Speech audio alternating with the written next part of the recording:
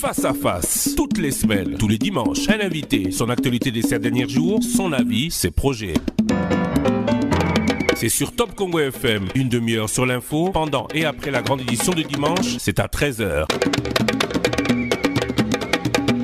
Je vous retrouve tous les dimanches, 13h, dans le Face à Face. Rediffusion dimanche soir et lundi.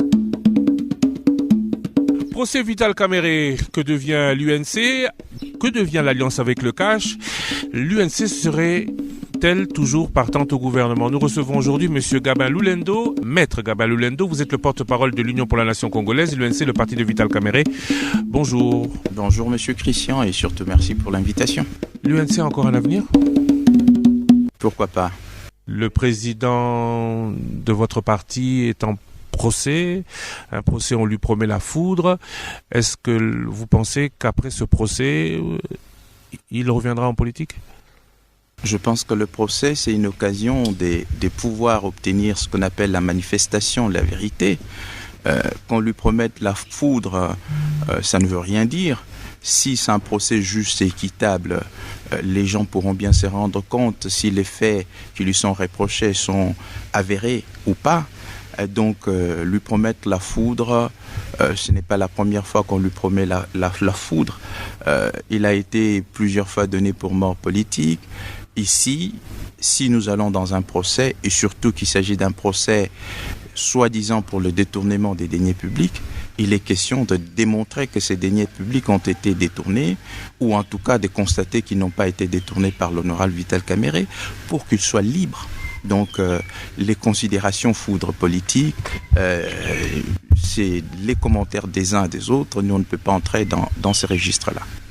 On parle quand même de 48 millions. On parle d'un directeur de cabinet hyper puissant qui attribue les contrats sans appel d'offres. Vous me direz, vu les circonstances, on peut comprendre.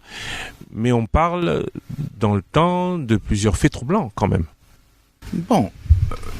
Réfléchissons, c'est pour cette raison que être devant vous, c'est toujours un énorme plaisir parce que au moins ça permet que nous puissions réfléchir ensemble. Le programme des 100 jours, c'est le programme du chef de l'État.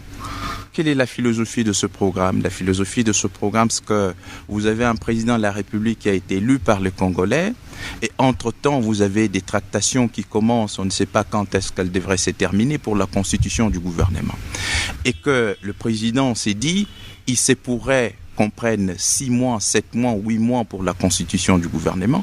Et il a eu d'ailleurs raison, parce que quand vous regardez depuis sa prestation des serments le 24 janvier 2019 jusqu'à la constitution du gouvernement, il s'est passé plusieurs mois. Est-ce qu'un président de la République a été élu par les Congolais pour pouvoir répondre à leurs préoccupations, devrait-il attendre jusqu'à ce que le gouvernement se mette en place? C'est pour cette raison qu'il avait conçu le programme des 100 jours, qui est un programme d'urgence. Et lorsqu'on conçoit un programme des 100 jours, qui est un programme d'urgence, il va de soi qu'on est dans un régime exceptionnel, dans un régime d'urgence, et par voie des conséquences, les mécanismes qui avaient été trouvés étaient d'identifier le projet qui était déjà plus ou moins en cours d'exécution par les gouvernements, précédents, et qui avaient manqué les financements pour pouvoir en faire les piliers du programme des 100 jours. Et c'est ce qui s'est passé. Quand vous regardez les problèmes liés aux maisons préfabriquées ainsi que d'autres, ce de projets qui ont existé. Pour les maisons préfabriquées, c'est un contrat qui a été signé en 2018. En 2018, Vital Kamerhe n'est pas directeur de cabinet du chef de l'État. Le président de la République actuelle n'est pas encore élu. Donc, un contrat qui avait déjà été signé avec Djamel, et d'ailleurs à ces sujets, Bitakwira est très éloquent en disant Monsieur Djamel ou à la société m'a été recommandé par Bruno Tshibala. Vous l'avez tous suivi. Donc, on est parti de là. Le programme des 100 jours a tout simplement ramené les maisons qui étaient prévues de 900 maisons à 1500 maisons. Et c'est pour cette raison qu'il a fallu un avenant. Et les avis de non-objection ont été obtenus.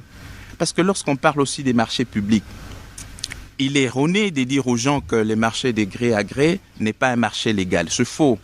La loi prévoit 3 types de marchés, soit de l'appel d'offres général, soit de l'appel d'offres restreint, ou alors les marchés des gré à gré. Là, vous nous faites une belle explication, mais le problème ne se situe pas là. Ouais. Qu'il est ou non permis d'octroyer ce contrat ne pose pas problème. Si le contrat est réalisé, le problème s'est posé au moment où on constate que rien n'est réalisé, mais aussi, entendu au procès, qu'il y a certains faits troublants qui lient notamment M. Jamal à la belle-fille du directeur de cabinet. Ouais. Mais regardez, je dis, si vous regardez très bien la situation, tout part des gros mensonges. Premièrement, c'est des bruits qui courent de partout. Vital Kamerhe, l'honorable Vital Kamerhe a détourné 15 millions de dollars. Malheureusement, on n'en parle plus. Moi, je pense que ça devrait être une belle occasion en or, comme il est en arrestation, qu'on amène également le dossier des 15 millions de dollars pour lesquels il avait été identifié comme voleur de la République. On n'en parle plus. De deux, c'est la clameur publique sur le saut des moutons. Non, les sauts des moutons, Vital Kamerhe a détourné l'argent, c'est pourquoi les travaux n'avancent pas. Et lorsqu'aujourd'hui vous regardez la citation à prévenu, on ne parle même pas de saut des moutons. Qu'est-ce qui s'est passé pour que nous puissions avoir une mémoire courte, pour que nous avancions les faits? On ne parle pas encore de saut de mouton, parce que là, on ne parle que de l'affaire avec M. Jamal. Non, mais... Les sauts de mouton viendront peut-être demain. Attendons que le procès démarre. Ah, mais attendez, le procès a déjà démarré. De quel procès vous parlez? On parle du prochain procès, où on parle notamment de M. Blattner, qui devrait comparaître dans les prochains jours. Mais lisez, les actes sont déjà là. Vital Kamerhe n'est pas concerné dans le procès saut des moutons. Si je vous fais ces rappels historiques, c'est pour que vous puissiez comprendre que nous n'avons pas une mémoire courte. On parle des 15 millions, il est arrêté, on n'en parle plus. Il y a eu clameur publique sur le saut des moutons. Finalement, il n'est pas impliqué dans le saut des moutons. Il est arrêté pour l'histoire des médicaments. Quand vous lisez, bien évidemment, l'ordonnance qui a été prise, cette ordonnance du tribunal, c'est suivant deux gros mensonges. Premier mensonge, on dit quoi? On dit on a déboursé pratiquement 47 millions de dollars pour les maisons préfabriquées. Alors qu'à ce jour, les trésors publics n'ont pas déboursé plus de 3 millions de dollars sur les 57 millions sur les 3000 maisons.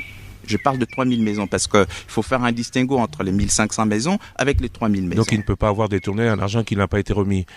Mais la démonstration de la culpabilité de Vital Kamerhe peut venir ailleurs. Peut-être qu'au niveau des gros chiffres, on ne le prendra pas, mais dans les petits faits comme, et je reviens sur le don, entre guillemets, de la parcelle à sa belle-fille, on se rend bien compte qu'entre lui et M. Jamal, il existe des relations que même démentent d'ailleurs au début du procès. Mais c'est pour cette raison que je dis, il faut que je vous explique clairement pour que vous puissiez comprendre qu'il s'agit de gros mensonges. Il s'agit de gros mensonges. Vital Kamerhe est d'abord en prison parce qu'on a estimé qu'il y avait un indice sérieux de culpabilité. Et cet indice sérieux de culpabilité porte sur deux faits principalement. Premièrement, c'est 3000 maisons. Vous lisez l'ordonnance, on dit qu'on a déboursé 48 millions sur les 3000 maisons, ce qui est faux, alors que les trésors n'ont déboursé que plus de 2 millions de dollars. Encore que pour les 2 millions de dollars qui ont été déboursés, les conteneurs sont déjà à Matadi, quelques conteneurs sur la commande de 3000 maisons. Deuxième mensonge, Vital est en prison parce qu'on estime qu'il aurait donné un marché fictif à une entreprise qu'on appelle, Trade Plus, un marché de 10 millions de dollars sur le produit pharmaceutique, alors qu'aujourd'hui, lorsque vous lisez les contrats judiciaires, la citation a prévenu, on ne parle nullement de ça. Au point de se poser la question, pourquoi cet homme continue à être en prison, à telle enseigne que toutes les tentatives consistant à lui accorder la liberté provisoire se sont révélées infructueuses. Bon, maintenant vous parlez du dossier Jamel. Très bien. Mais je vous dis que le contrat des Jamel, c'est un contrat qui date de 2018. En 2018... Non, j'ai bien compris, mais on n'en est plus là. On en est à se poser la question pourquoi il dit qu'il ne le connaît pas alors que toutes les photos voient qu'ils se sont déjà rencontrés. Et pourquoi cette cession de propriété? Est-ce que ce n'est pas le petit arbre qui cache la grosse forêt? Très bien, mais le problème, c'est qu'en droit, quand on dit qu'on ne connaît pas quelqu'un, il faut savoir, Monsieur Christian Lussakweno, qui ne vous connaît pas? Tout le monde vous connaît. Quand je dis tout le monde, en tout cas à Kinshasa, en RDC, vous êtes quand même une figure bien connue. Mais si, lors d'un procès, on pose la question si je connais M. Christian Lussakweno, si je dis je ne le connais pas, c'est-à-dire je ne le connais pas dans une relation tout à fait personnelle. Si plusieurs chefs d'entreprise sont passés dans les cadres de leur marché, etc., à gauche, à droite, encore que ce n'est pas les directeurs de cabinet qui a géré le contrat Samibo. Je vous dis, le contrat Samibo, c'est un contrat qui date de 2018 et l'avenant est intervenu en 2019. Pourquoi celui que vous ne connaissez pas offre une parcelle à votre belle-fille? Mais justement, c'est pour cette raison que je vous dis, le procès va pouvoir élucider parce que c'est un mensonge. Quand vous regardez l'acte des donations date de quand? L'acte des donations date du, si ma mémoire ne me trahit pas, c'est le 23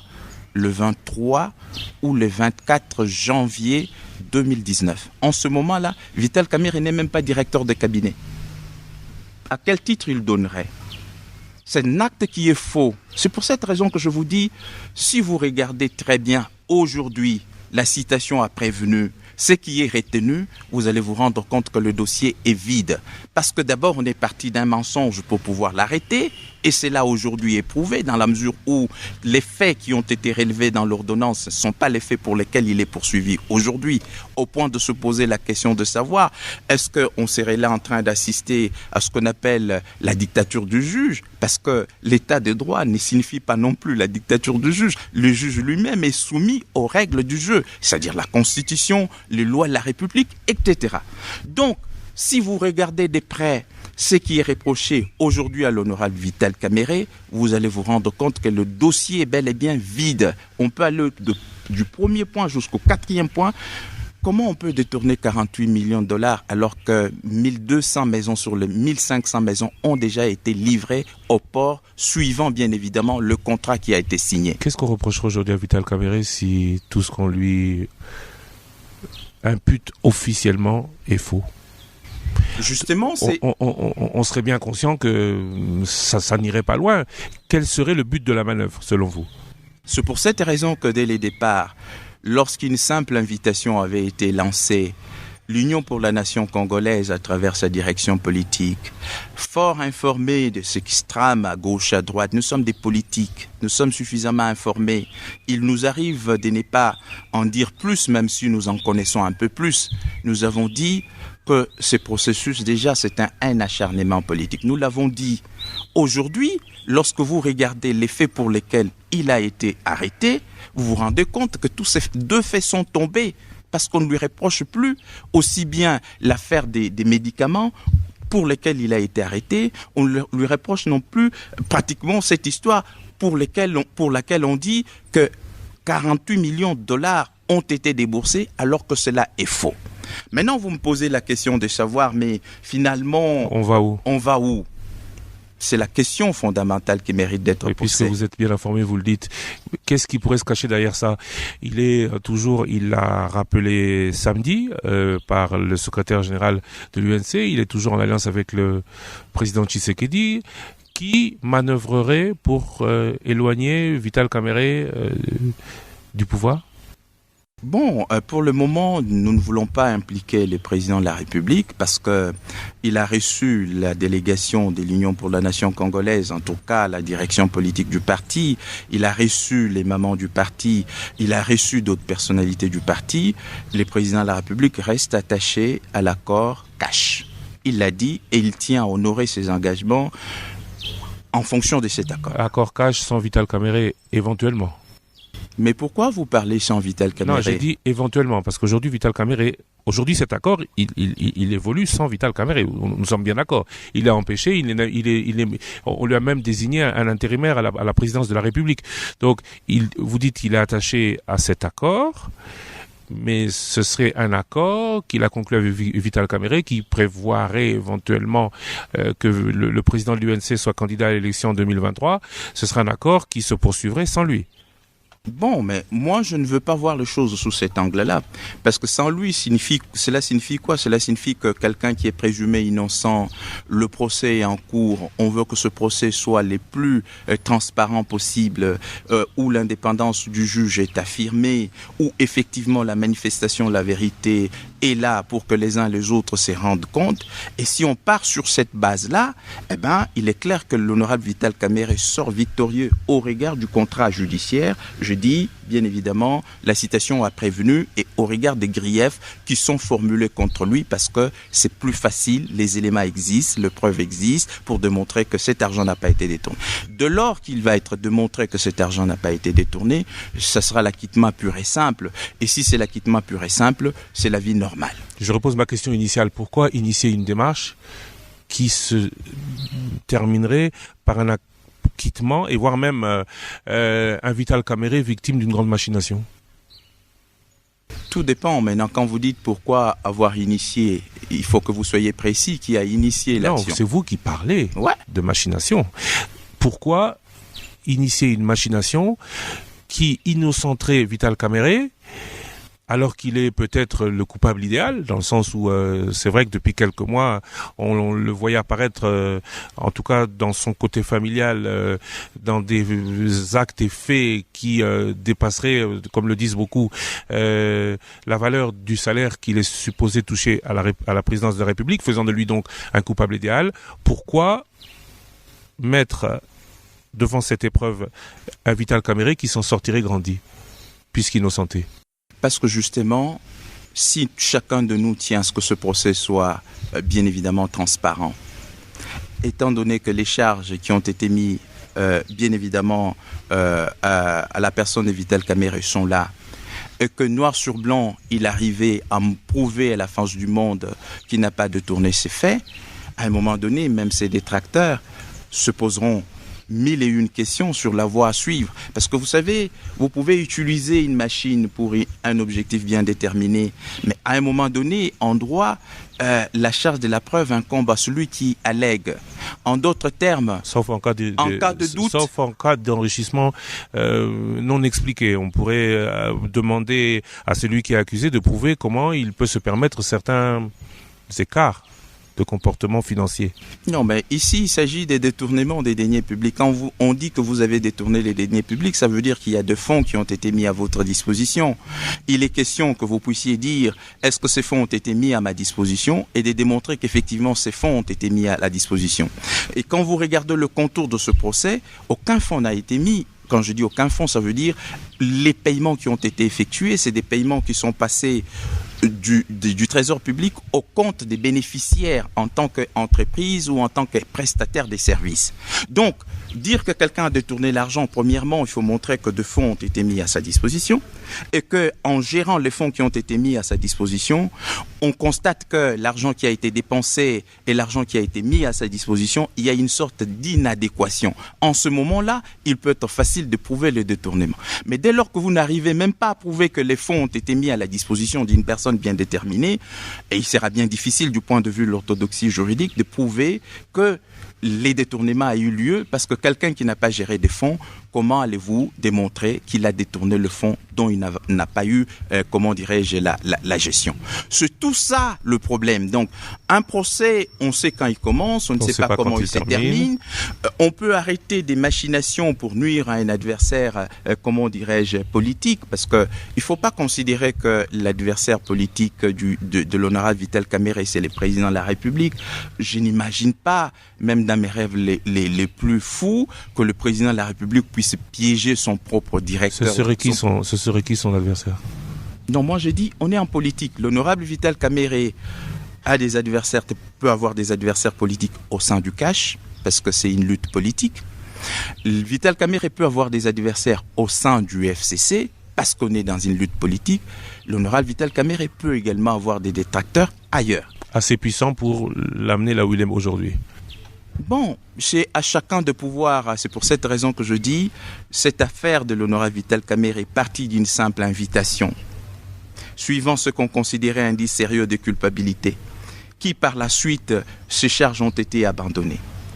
Alors qu'il est des gens à qui on avait décerné des mandats d'amener qui jusqu'aujourd'hui n'ont jamais été inquiétés, quelqu'un qui s'est présenté sur une simple invitation, pour deux faits principalement, alors qu'au moment où il est arrêté, le ministère public n'a même pas encore d'éléments. Parce que qu'est-ce qu'il fait par la suite après son arrestation? Il adresse ce qu'on appelle les réquisitions d'informations.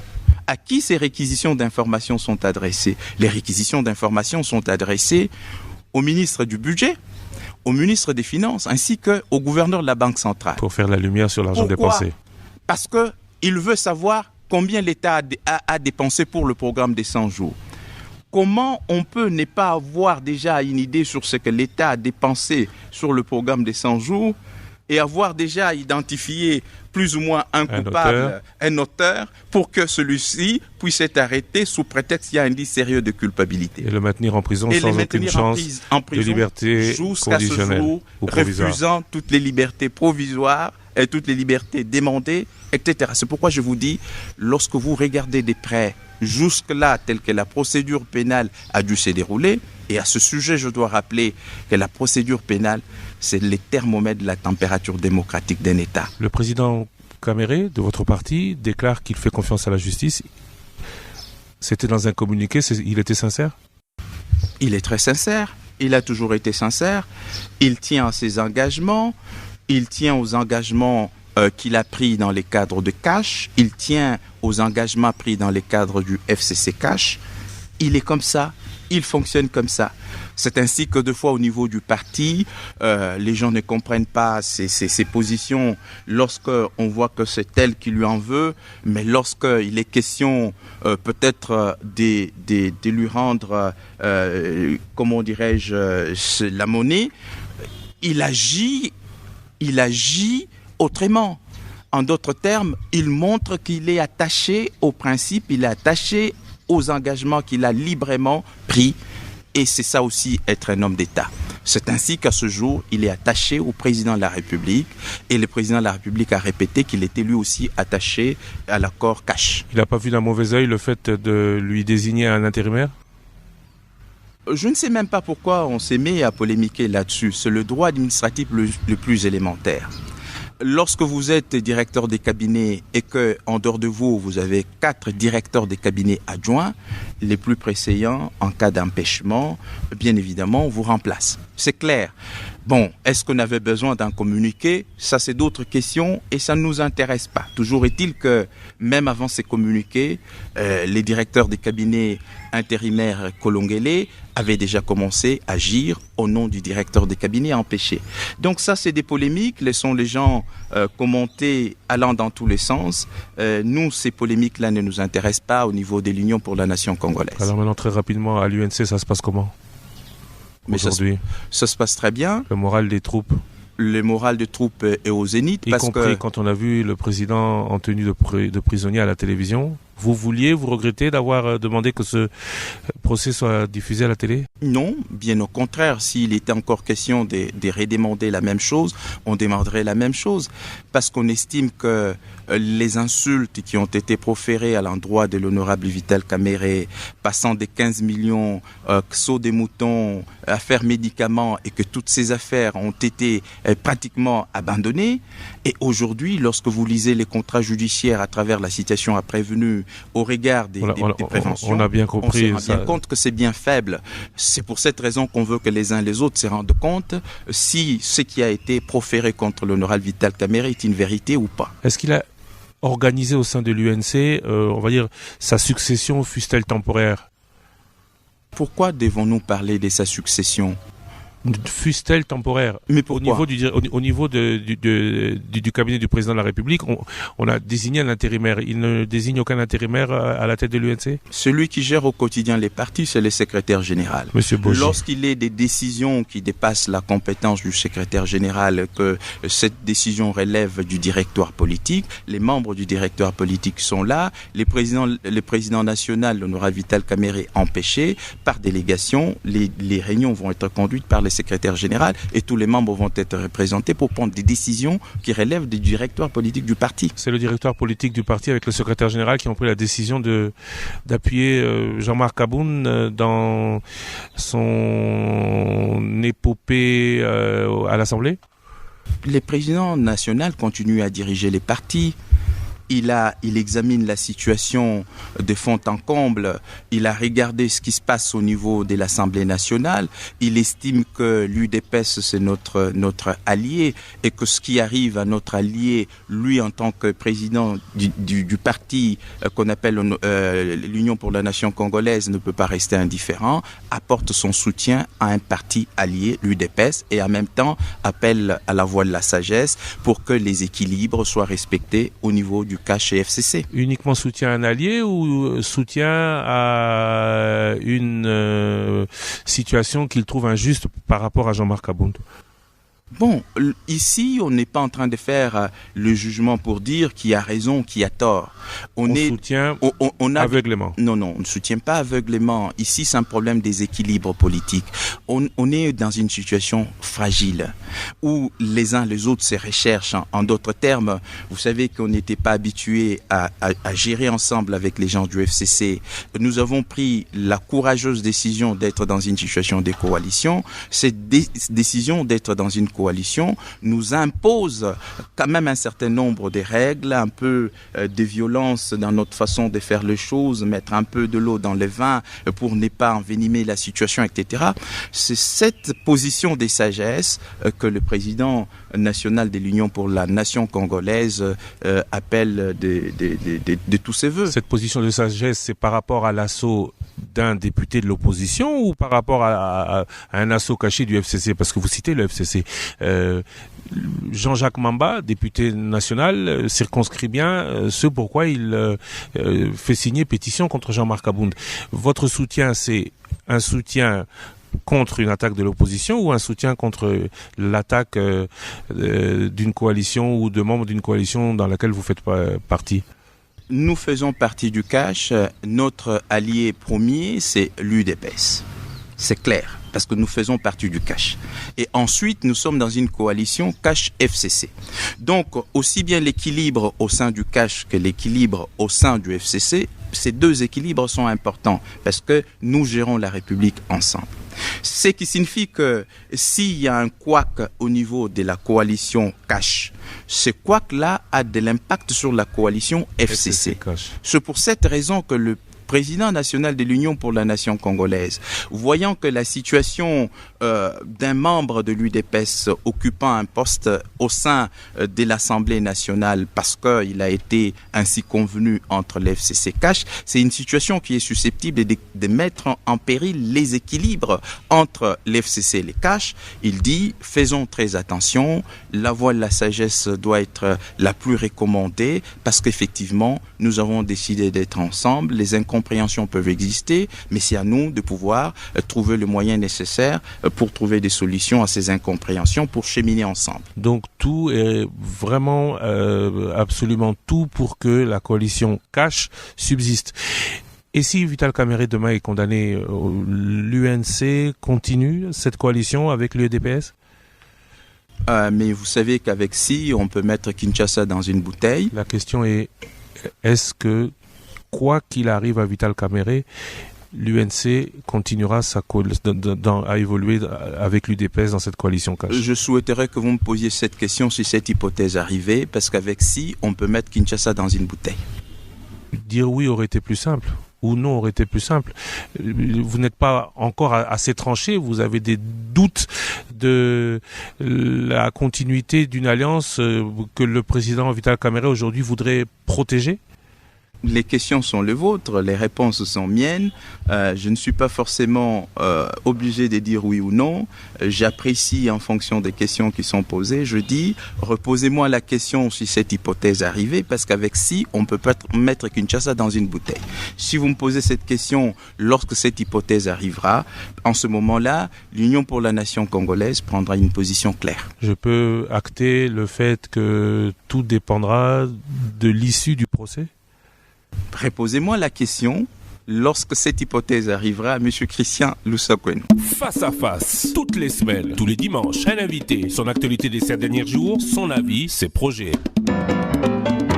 C'est sur Top Congo FM, une demi-heure sur l'info, pendant et après la grande édition de dimanche, c'est à 13h. Je vous retrouve tous les dimanches, 13h, dans le Face à face. Rediffusion dimanche soir et lundi.